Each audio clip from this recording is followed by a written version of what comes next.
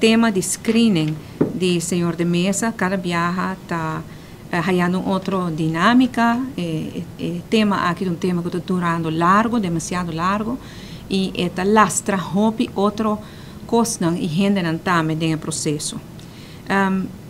Nota assunto já mais de senhor de mesa ou de screening. E agora que não é assunto de liderazgo, é assunto de tomar decisão, é assunto de pôr o país aruba na primeiro lugar.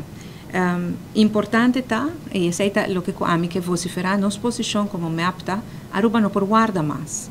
A situação aqui não prossegue mais maneira que está indo. Aruba mistério de governo completo, porque o reto tão grande está enfrentando, nós estamos de reto na terreno de turismo, terreno de economia, terreno financeiro, reto na geopolítico, reto na guerra na região e guerra na mais leu de nós.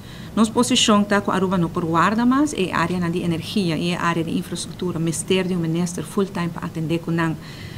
E essa aqui está a hora que o líder se toma decisão. E que nós mira é hecho que não toma decisão, está tardando mais e mais, está causando mais dano.